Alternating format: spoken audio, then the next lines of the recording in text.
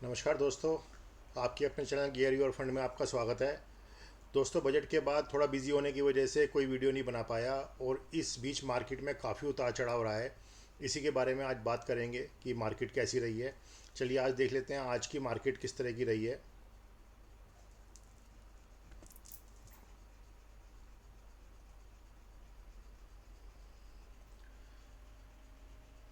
दोस्तों, ये है हमारा निफ्टी का चार्ट।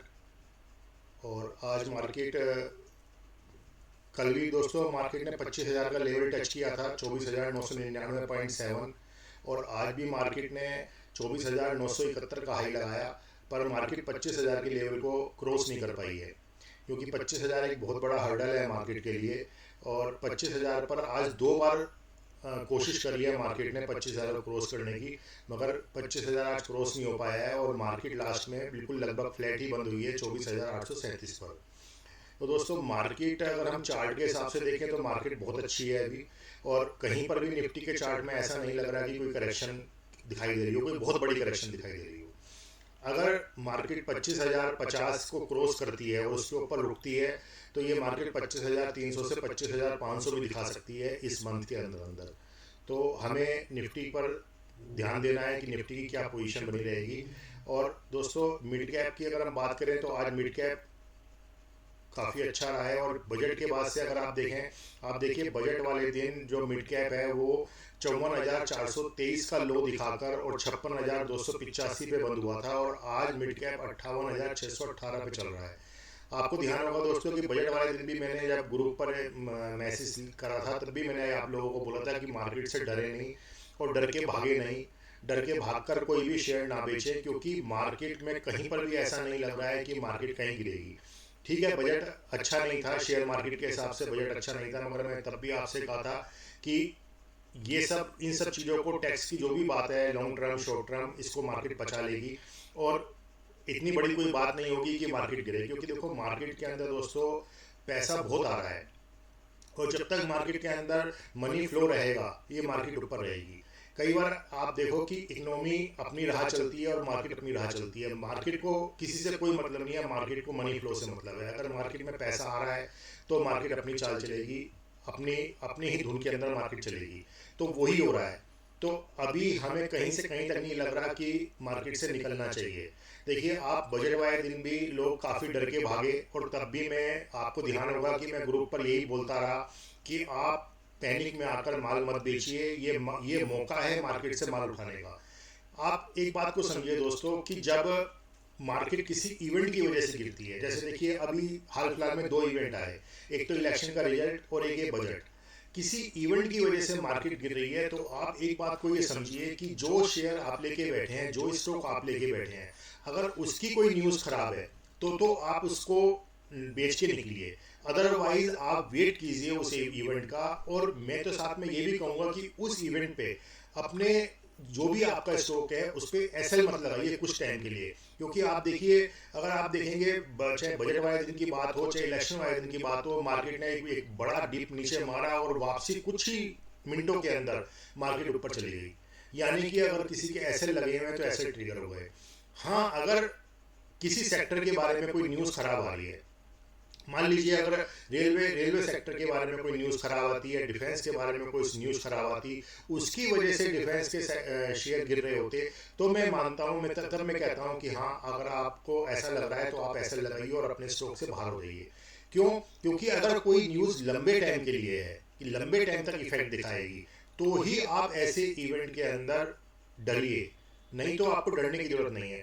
अब आप उस दिन देखिए कि कुछ स्टॉक काफ़ी नीचे तक गए और उसके बाद कुछ ही मिनटों के अंदर वो रिवर्स कर गए। अब उसके बारे में हम बात करेंगे आज कौन कौन से स्टॉक हैं। अब आज की जो मार्केट रही उसके अंदर अगर मार्केट ब्रेथ की बात करें तो 1361 शेयर बढ़ने वाले थे और 945 शेयर गिरने वाले थे। आप देखिए, बजट के बाद से लगातार एफआई सेल कर रहे हैं और डीआई अपनी बाइंग बना रहे हैं। मैंने पिछली लगभग सभी वीडियो के अंदर ये बात आप लोगों को बोली है कि अगर डीआई बाइंग बनाते हैं तो ये हमारे लिए प्रॉफिट की बात होती है, क्योंकि मिड कैप हमारा जो है वो बढ़ता है। और अगर सिर्फ एफआई बाइंग बनाते हैं और डीआई सेल करते हैं तो ये हमारे लिए कई बार फेवरेबल नहीं होता। उस टाइम पर क्या होता है कि सिर्फ लार्ज कैप के जो शेयर है वही, उन्हीं में ही तेजी आती है। दोस्तों हम बात कर लेते हैं जो स्टॉक हमारे पास हैं, जो हम ग्रुप में बात करते हैं, जो स्टॉक हमारे पास हैं उनके बारे में कुछ बात कर लेते हैं।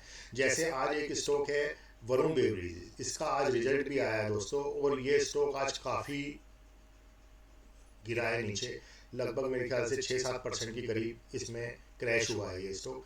अब ये समझ में नहीं आया दोस्तों कि इसके पीछे गिरने का क्या कारण है। अगर हम इसके रिजल्ट को देखें तो इसका रिजल्ट काफ़ी अच्छा है। पिछले साल इसी क्वार्टर में इसका जो रिवेन्यू था वो 5,699 करोड़ था, जो अब बढ़कर 7,334 करोड़ हो गया है। और जबकि इसी क्वार्टर पिछले क्वार्टर में 4,397 करोड़ था, यानी कि year on year and quarter से भी अगर हम कंपेयर करें तो दोनों केस के अंदर इसका जो रिवेन्यू है वो बढ़ा है। प्रॉफिट इसका पिछले साल 1,005 करोड़ था और अब 1,261 करोड़ हो गया है, जबकि पिछले क्वार्टर में 547 करोड़ था। ये भी दोनों ईयर ऑन ईयर और क्वार्टर से मिलाएं तो हम दोनों में ये बढ़ा है, प्रॉफिट भी और रिवेन्यू भी।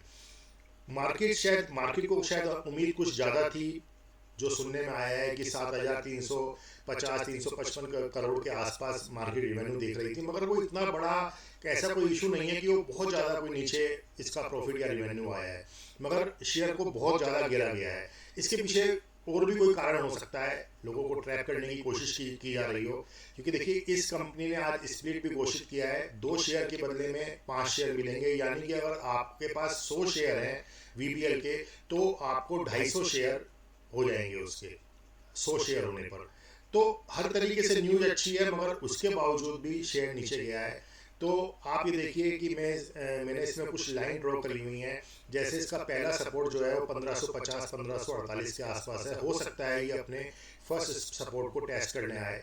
तो दोस्तों अगर आप सही समझते हैं तो इसके अंदर मैं तो ये समझता हूँ कि बाइंग बनाई जा सकती है, क्योंकि अगर हम इसके चार्ट को देखें दोस्तों तो इसका चार्ट बहुत बेहतरीन चार्ट है। आप ये देखिए कि ये अप ट्रेंड में है शेयर और काफ़ी अच्छा इन्हें लोगों को प्रॉफिट बना के दिया है। अब किस वजह से आज ये इतना ज़्यादा शेयर गिरा है, समझ से बाहर है। हो सकता है कि ये कोई चाल हो ऑपरेटर की या किसी भी तरह की, तो आप इसके अंदर ये देख सकते हैं कि अगर आपको सही लगे और सपोर्ट पर अगर आपको लगता है तो इसके अंदर बाइंग मिल सकती है। इसका EPS भी पिछले साल 7.65 था, जो अब बढ़ के 9.63 हो गया है, मतलब हर तरीके से ये इसमें अच्छी खबर है। दूसरे जो रिजल्ट आया है वो एक्साइड कंपनी का आया है, इसका रिजल्ट कोई बहुत ज़्यादा अच्छा नहीं आया है। इसके रिजल्ट को हम मान सकते हैं कि बहुत अच्छा नहीं है। इसका रिवेन्यू पिछले साल 4,245 करोड़ था, जो अब बढ़कर 4,435 करोड़ हुआ है, यानी कि बहुत अच्छी इंक्रीमेंट नहीं कह सकते। लास्ट क्वार्टर में 4.72 था, जो अब बढ़ के 4,435 हुआ है। मार्केट जो उम्मीद लगा रही थी वो 4,490-4,500 करोड़ के आसपास उम्मीद लगा रही थी, तो इसलिए इसके अंदर भी ये शेयर भी नीचे आया है। इसका प्रॉफिट लास्ट ईयर 224 करोड़ था, जो अब घटकर 220 करोड़ रह गया है। इस शेयर के बारे में हम कह सकते हैं कि शायद हो सकता है ये 500 के लेवल पर एक बार दोबारा आए, मगर अगर हम इसकी आगे के फ्यूचर के बारे में देखते हैं, बैटरी कंपनी जितनी भी हैं तो उनकी न्यूज़ सबकी अच्छी है और सब में ऐसा लगता है कि आने वाले टाइम में इनकी जो सेल है वो बहुत ज़्यादा बढ़ेगी। तो उस लिहाज से आप इस शेयर को भी देख सकते हैं। इसका जो पहला सपोर्ट है वो करीब 522-523 है और दूसरा सपोर्ट इसका 500-502 के आसपास है। इसे भी आप इसमें चेक कर सकते हैं। दोस्तों बात कर लेते हैं डिफेंस के शेयर के बारे में, जिसमें हमारे पास काफ़ी मैसेज हैं। आप देखिए BEL, आप देखिए दोस्तों कि बजट के टाइम पर इन सब शेयरों में क्या हुआ। आप जो मैं आपको बात समझाना चाह रहा हूँ आप उसको समझने की कोशिश करिए। ये देखिए मैं आपको दिखाता हूँ बजट वाले दिन की कहानी। ये है बजट वाले दिन की कैंडल। इसने लो लगाया 281 रुपये 10 पैसे का, हाई लगाया 317 रुपये का और क्लोजिंग दी 301 रुपये 45 पैसे, यानी कि 281 रुपये 10 पैसे का लो लगाकर 301 रुपये 45 पैसे पे बंद हुआ। अब दोस्तों हम सब पैनिक में आ जाते हैं ऐसे केस में। पैनिक में क्यों आ जाते हैं कि मार्केट के अंदर न्यूज़ आई बजट की कि long term capital gain tax और short term capital gain tax बढ़ा दिया गया और सबको ये था कि अगर ये बढ़ाया जाएगा तो मार्केट क्रैश होगी। मार्केट क्रैश हुई, मार्केट नीचे गई। मगर आप एक बात को समझिए कि पूरा बजट उस टाइम तक नहीं आया था, पूरा बजट हमें नहीं पता था कि बजट के अंदर और सब चीज़ें क्या हैं। और दूसरी बात, जिस स्टॉक को हम बेच रहे हैं डर के मारे, हमें मालूम है ना उस स्टॉक के बारे में कि उस स्टॉक का भविष्य क्या है, तो हम क्यों पैनिक में आ रहे हैं। हमें पैनिक में आने की बजाय हमें इस मौके को देखना चाहिए कि अगर ये मौका हमें मिल रहा है नीचे से उठाने का तो हमें माल उठाना चाहिए ना उस टाइम। आप ये समझिए कि BEL को जो अभी तक हम बताते आए हैं कि इतने ऑर्डर मिल रहे हैं और आगे 3-4 साल बाद इनका इन कंपनियों का क्या भविष्य रहेगा, तो ऐसे में डर कर हम क्यों माल बेच रहे हैं अपना। आप देखिए कि हमारे ग्रुप पे बहुत सारे साथियों ने यहाँ पर 282 के आसपास बाइंग बनाई, और मैंने उस दिन भी ग्रुप पर हमारी ये बात हुई और यही बात कही हमने कि आज जो जो लोग बाइंग बना रहे हैं वो लोग सब फायदे में रहेंगे। और आप देखिए 282 की बाइंग बनाकर सेम डे उसी टाइम 301 रुपये आ गया। क्यों? क्योंकि देखिए कुछ स्टॉक जो फ्यूचर मार्केट में काम करते हैं, जैसे डिफेंस के सेक्टर में अगर देखें तो BEL और HAL ये फ्यूचर मार्केट के स्टॉक भी हैं। अब जब मार्केट के अंदर ये न्यूज़ आई कि भाई ये टैक्स बढ़ा दिया गया है, तो लोगों ने फ्यूचर को शॉर्ट करना शुरू कर दिया। जब आप ये समझिए कि फ्यूचर का लोड जो है, जैसे सपोज इस शेयर का लोड जो है शायद 2850 शेयर का लोड है, जब वो उसे शॉर्ट करेंगे तो कितनी तेजी से नीचे जाएगा। अब उनको तो ये मालूम है ना कि मार्केट में न्यूज़ खराब है तो इसे शॉर्ट करो, और शॉर्ट करके जब ये नीचे जाएगा तो हम इसे वहां से उठाएंगे तो उनको प्रॉफिट होगा। अब इस चक्कर में जो हम रिटेल इन्वेस्टर हैं वो अपना माल बेचना शुरू कर देते हैं। अब आप देखिए उन्होंने इसे शॉर्ट किया, इसका नीचे का सर्किट लगा, और सर्किट लगने के कुछ ही मिनट बाद, मिनट क्या मैं कहता हूँ शायद सेकंड बाद ही ये दोबारा ऊपर बढ़ना शुरू हुआ। अब ये ऊपर जब बढ़ना शुरू हुआ तो जिन लोगों ने शॉर्ट किया था उनको डर लगने लगा। अब उन्होंने शॉर्ट कवरिंग चालू करी कि जो शॉर्ट किया है उस माल को वापस उठाना शुरू किया कि जितना भी प्रॉफिट मिल रहा है वो बुक करें। तो उस केस में क्या हुआ कि 281-82 का शेयर उसी टाइम 301 पे आ गया। तो आप इस चीज को समझिए कि कई बार ऐसा होता है कि जो शेयर फ्यूचर मार्केट में काम करते हैं उन शेयरों में बहुत तेजी से नीचे जाते हैं और बहुत तेजी से कई बार ऊपर भी चले जाते हैं। क्योंकि अगर हम फ्यूचर बाइंग कर रहे हैं, किसी न्यूज के आने पर फ्यूचर बाइंग कर रहे हैं तो बहुत तेजी से ऊपर जाएंगे। तो यही हुआ इस स्टॉक के अंदर।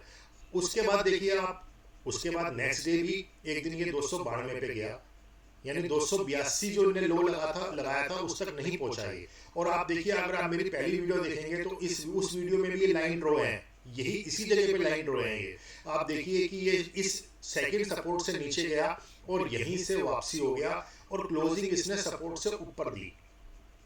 तो मैं बार बार ये बात बोलता हूँ कि जो लाइन ड्रॉ कर रहे हैं, ये सपोर्ट या रेजिस्टेंस जो है, ये बहुत मायने करते हैं इस मार्केट के अंदर। अगर हमें ये सब मालूम है, हमें जानकारी है, तो शायद हम पैनिक में माल नहीं बेचेंगे। हमें ये मालूम है कि भाई इसका कहाँ सपोर्ट है और कहाँ पर ये हर्डल है, इसका कहाँ ये रुकेगा, तो हमें पैनिक नहीं होगा बिल्कुल भी। हमें पैनिक नहीं हुआ। हमें पैनिक इसलिए नहीं हुआ कि हमें मालूम है कि अगर 282-281 पे जा रहा है तो इस शेयर में कोई कमी तो है नहीं, इस कंपनी को कोई घाटा नहीं हुआ, बजट के अंदर इस कंपनी के खिलाफ कुछ भी नहीं आया। तो क्या है, ये सिर्फ बजट की न्यूज जो आई है, जो नेगेटिव न्यूज आई है, उसकी वजह से पूरी मार्केट गिर रही है, और पूरी मार्केट गिर रही है तो लोग पैनिक में अपना माल बेच रहे हैं। तो देखिए बड़ा इन्वेस्टर यही फायदा उठाता है।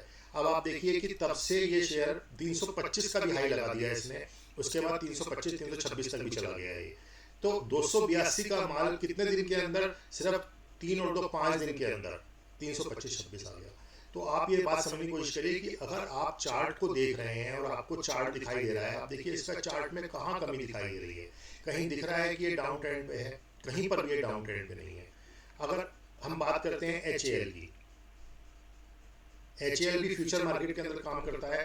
HAL की भी यही पोजीशन है। देखिए आप HAL के अंदर, जैसे मैंने पिछली वीडियो में ही बताया था कि HAL ने अपना तीसरा सपोर्ट भी तोड़ दिया था, और सपोर्ट तोड़ने के बाद ये वापसी जब बंद हुआ, वीकली क्लोजिंग इसने दी तो सपोर्ट के ऊपर दी।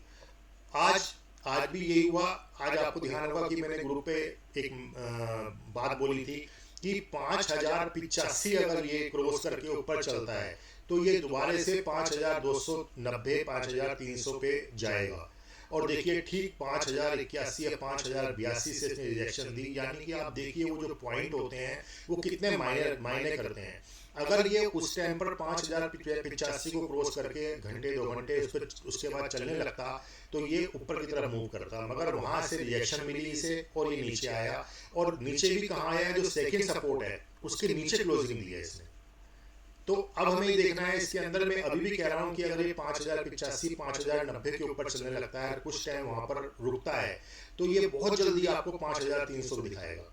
तो हमें इनमें डरने की जरूरत क्या है दोस्तों, क्योंकि हम इसमें लॉन्ग टाइम इन्वेस्ट करके बैठे हैं, हमारी इन्वेस्टमेंट है इसके अंदर, हम लंबे टाइम के नज़रिए से इसके अंदर बैठे हैं, तो हमें डर के इसमें पैनिक में भागने की जरूरत नहीं है। हमें अगर कभी ये डीप देते हैं तो हमें इनमें मौका देखना चाहिए कि जैसे आप ये समझिए आप म्यूचुअल फंड कराते हैं, म्यूचुअल फंड में भी तो आप हर महीने SIP करा रहे हैं ना, उसके अंदर भी तो आपको पता नहीं है कि मार्केट जब आपका SIP म्यूचुअल फंड बाइंग करता है तो मार्केट ऊंची है नीची है, आपको इस बात से कोई मतलब नहीं है।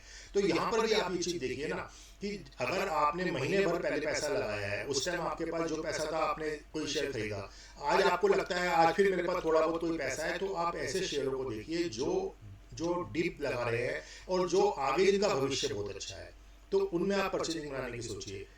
कोई भी देख लीजिए आप, कोचिंग शिपयार्ड भी देखिए, ये मैंने तीनों मेरे लाइन ड्रॉ हैं, आप मेरी पिछली वीडियो में भी देख लीजिएगा। ये फर्स्ट सपोर्ट था, फर्स्ट सपोर्ट क्रॉस करके सेकंड सपोर्ट के ठीक सपोर्ट से ये ऊपर गया।